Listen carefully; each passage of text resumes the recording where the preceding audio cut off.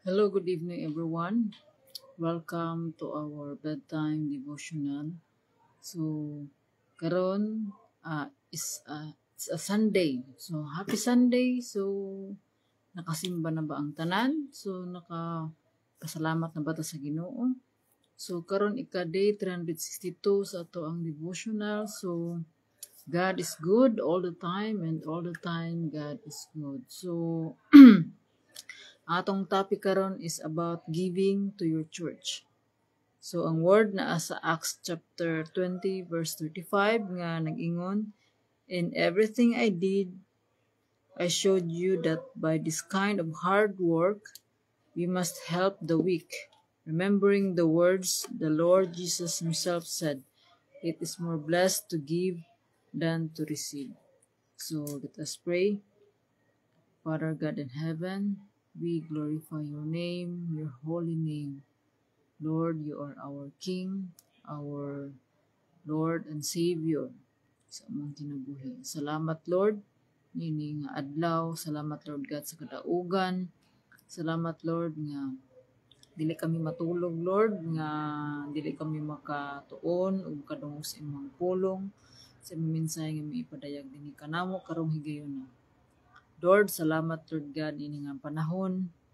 Salamat, Lord God. Ikaw magapuno ka namo, Lord God, sa imong balang espiritu, kaalam, Lord, nga ikaw magpasabot ka namo, Lord God, ug maabrihan among kasing-kasing ug hunahuna. Pasiloa kami, Lord God, sa among mga sala, sa among mga kalapasan nga among nahimo, nga wala kami makahatag og kalipay sa imong ngalan. Lord, ikaw makig-uban ka namo, Lord God, gikan sa pagsugod nantud sa pagtapos. O ikaw ang Ginoo, Lord God, nga may panglihok sa matag usa, Lord God, sa mga maminaw na ini nga mensahe. Nga ikaw ang Ginoo, Lord God, magapalambo sa amo ang kinabuhi. Ug tabangi kami, Lord God, sa pagtuman sa imong kabubuton aron kami angayan sa imong saad, imong andam kanamo. Dalaygon ka, Lord, so katapusan kanang lumog himaya og mga pagdayeg kanimo lamang amahan nga naa sa langit sa pangalan ni Jesus. Amen. So, mayong gabi. So, giving to your church. So, Acts chapter 20 verse 32. Kung atong basahon sa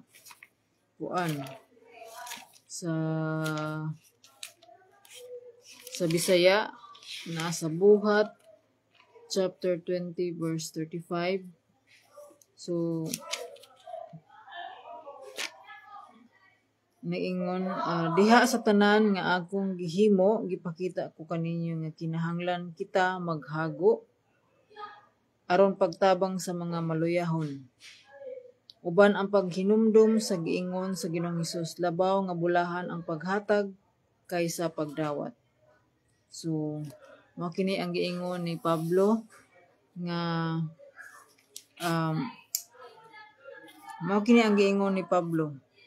So, ingon din niya, giving to your church, when the offering plate passes by, are you old enough to drop anything in it?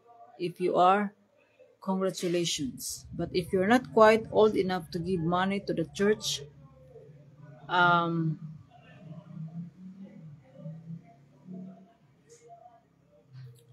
so if you're not quite old to give money to the church, don't worry. There are still a lot of things you can share. So even when you don't have money to share, you still have much to give to your church. So what are some things you can share? Well, you can share your smile, your happiness, your laughter, your energy, your cooperation, your prayers, your obedience, your example, and your love. So, ang atong topic karon is giving to your church. So, karong gabi una, ang Ginoo nag-remind ka nato kaning giving. So, dili lamang ni siya sa church lamang, kundi sa matag higayon nga adunay nanginahanglan. So, ingon ang Ginoong Hesus, it is more blessed than to receive. So, bulahan kadtong manghihatagon kay sila makadawat sa ilahang reward nga gihatag nga giandam sa Ginoong Hesus. So ato pong mao kini ang giingon ni Jesus, so we must imitate what Jesus unsa iyahang gipakita samtang naa siya diri sa kalibutan. So giving to your church, so kaning ato ang pagpanghatag. So if we acknowledge that God is the owner of everything we have, na kini ato ang nakatunan, or kini ato ang kinitaan, kini ato ang naangkon diri nga kalibutan, kining tanan pinaagi ni sa grasya sa Ginoo. So if we acknowledge that God is the owner of everything, so kuan lang ta, we are just stewards. Kibali gipiyalan lamang ta kung unsaon nato kini nga mahimo tang maayo nga pinayalan, kung unsaon nato ni kini nga mga gipanghatag gi-entrust sa ato sa Ginoo, kung ato ba kining gamiton to bring glory and honor to His name, or ang glory ba naa ba sa Ginoo or ang glory naa sa atoa. So dinhi pod, so kining giving, so makita po dinhi kung ang atong obedience diha sa kasuguan sa Ginoo. Kay usahay mo obera ta sa uban nga mga part, so may partly obedience, but ang obedience nga gikinahanglan sa Ginoo is all the commandments of God. So ang Ginoo kanunay nga nag-remind kanato nga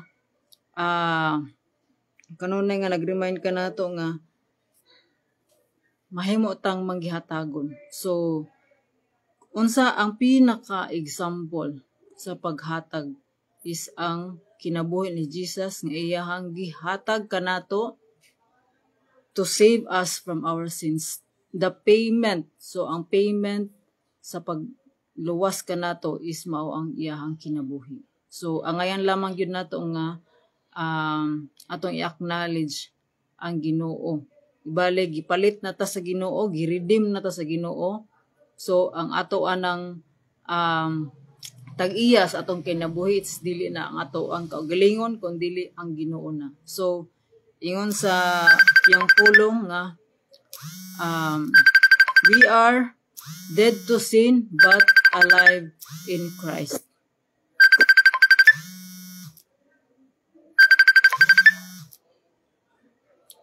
So we are dead to sin but alive in Christ. So sa dihang naa nata sa Ginoo, ang Ginoo maoy ato ng king. So kung ang Lord ag king ang atong Ginoo, ang tinuod nga Ginoo, kay aduna man tay mga Ginoo nga ginagmay. So kung ato ang tinuod nga Ginoo mao ni ang tinuod nga Ginoo nga naa sa langit, so siya na ang bahala sa tanan. Kay kung ang kingdom, di ba, gipamunuan sa usa ka king, o kung kita nagasunod sa king, ang king na ang bahala sa ato ang mga panginahanglan. So wala na tay angay kabalakan. So ang ato lamang part is ang ato ang atong ikahatag diha sa Ginoo is ang pagpasalamat o ang atong pagtuman sa iyahang kasuguan. So kaning pagpanghatag, giving, so it's part of obedience sa ato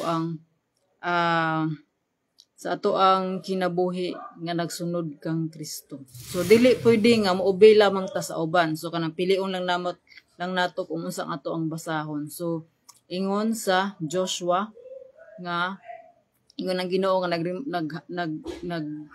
nagsulti kang Joshua nga nagsulti pud kanato nga dili nato biyaan kini, dili ta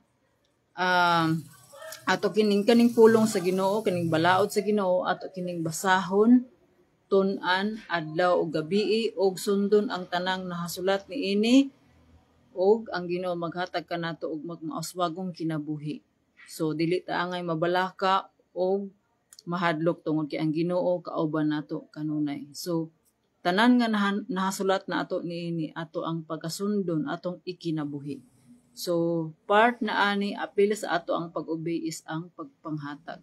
So kung lisod ka nato ang pagpanghatag, mao kini nga kinahanglan nato mga itag tabang diha sa Ginoo. Kaya ang Ginoo lamang ang bitang makapausab gyud sa ato ang kinabuhi. So God will change our lives. So og kay ang nature man gud sa tao is dili gyud manghatag. So kung imong tan-awon, imong iobserbahan nimo ang usa ka bata, dili na siya manghatag unless nga ato ang tudloan. Kung ginatudloan mao ni nga ang mga butang nga iya sa Ginoo kinahanglan gyud nato itudlo, especially sa atong mga kabataan, tungod kay from the moment nga ang usa ka tawo ang usa ka tawo gianak, so iyang na-inherent ang sinful nature. So dili na nato kinahanglan tudloan pa og dili maayo ang usa ka bata, kundi itudlo nato kung unsa ang kamatuoran ug unsa ang insakto. Kaya ang kanang mga dili maayo nature man sa tawo, so mugawas gid na siya. So kanang nature sa tawo nga mamakak, dili manghatag, dili na naangay nato na itudlo sa itong mga kabataan. So kay mugawas na siya from time to time. So ang atong itudlo ang pagkamatarong. Ang itudlo nato kung unsa ang itudlo sa Ginoo kanato pinaagi sa iyang pulong. So karong gabi una gina-remind ta sa Ginoo nga ang pagpanghatag is dili lamang ang kwarta, kundi pati ang ato ang time, ato ang smile, ato ang kalipay, so ang atong energy, cooperation, prayers, ang ato ang love sa atong isikataw. Because diha ma-fulfill na to ang tong purpose sa ato ang kinabuhi. To love God with all our heart, soul, mind, and strength, and to love our neighbor as we love ourselves. So maningkamot ta nga mahimo tang manggihatagon sa ato ang isikataw. So mga tagtabang sa Ginoo, because ang Ginoo lamang ang makahatag o katagbawan sa ato ang kinabuhi. So kung makapanghatag ta na adunay fulfillment, adunay kalipay pod nga atong mabati sa ato ang kinabuhi. So to God be all the glory. So let us pray. Father God in heaven, Lord, we thank you, Lord God, for your word, for your message, Lord, nga kami mamahimo kaming manggihatagon dili lamang sa lapi, sa kwarta, Lord God, kundi sa amo ang time, sa amo ang encouragement, sa amo ang love, sa amo ang cooperation ug prayers, Lord God, para sa among isikataw. Salamat, Lord God, tungod kay ikaw ang among modelo nga mahimo kaming manggihatagon. Lord, sa mga naminaw ni ini nga mensahe, ikaw ang Ginoo, Lord God, nga maoy magatisok ni ini nga mensahe sa ilahang kasing-kasing ug patuboa kini, Lord God, aron daghan pa ang maabot sa imuhang mensahe, Lord God, ug makaila nga ikaw ang Ginoo nga angay namong saligan sa amo ang kinabuhi. Dalaygon ka, Lord, salamat sa imong pag-uban kanamo, Lord God. Ikaw ang Ginoo magatabon sa amo ang pagkatulog. Ug ikaw maga-renew sa amo ang espiritu ug sa amo ang kusog. Salamat, Lord God. Ikaw maghatag ka ng kalinaw katagbawan sa mga kinabuhi. Dalaygon ka, Lord, tanang gamong himaya, mga pagdayi kanimo lamang amahan nga nasa langit, sa pangalan ni Jesus. Amen ug amen. So again, good night, maayong gabi. So God bless and see you tomorrow. Bye.